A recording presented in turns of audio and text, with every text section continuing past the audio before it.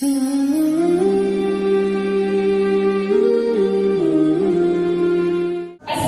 علیکم۔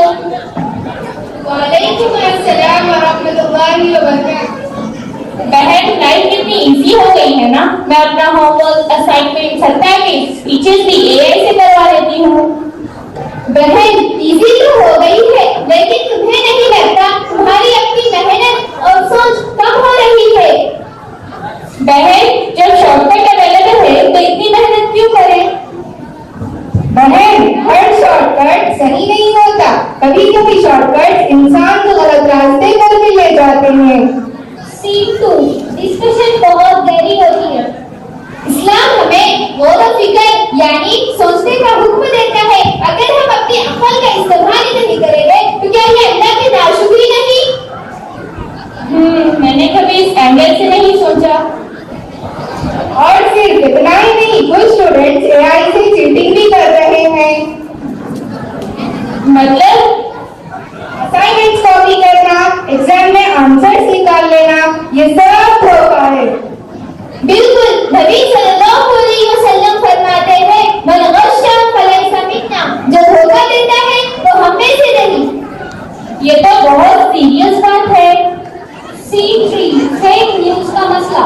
اور صرف اتنا ہی نہیں، کچھ اسٹوڈینٹس اے آئی سے امیجز اور ویڈیوز بھی بنا رہے ہیں۔ ہاں میں نے بھی دیکھا ہے، لیکن اس میں کیا پرابلم ہے؟ پرابلم یہ ہے کہ جھوٹ پھیلتا ہے، لوگ غلط باتوں پر یقین کر لیتے ہیں۔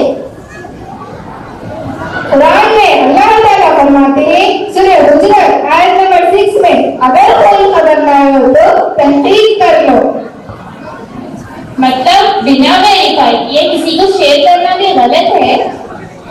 بالکل، یہ بھی گناہ ہو سکتا ہے۔ C4 ٹیچر کی انٹری ہوتی ہے اور بچوں کو گائیڈ کرتے ہیں۔ السلام علیکم بچوں، کیا ڈسکشن چل رہا ہے؟ وعلیکم السلام ٹیچر۔ ٹیچر، ہم اے آئی کے فائدے اور نقصانات پر بات کر رہے ہیں اسلامک نظریے سے۔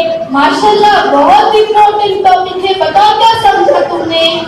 ٹیچر، اے آئی سے زیادہ یوز انسان کی سوچ کمزور کر دیتا ہے اور جھوٹ اور چیٹنگ اور جھوٹ کا بھی ذریعہ بن سکتا ہے۔ بالکل، اگر صحیح استعمال ہوا تو نعمت اور غلط استعمال ہوا تو فتنہ۔ اور ایک بڑی بات، پرائیویسی، کسی کی پرسنل انفارمیشن کو مس یوز کرنا خیال رکھے۔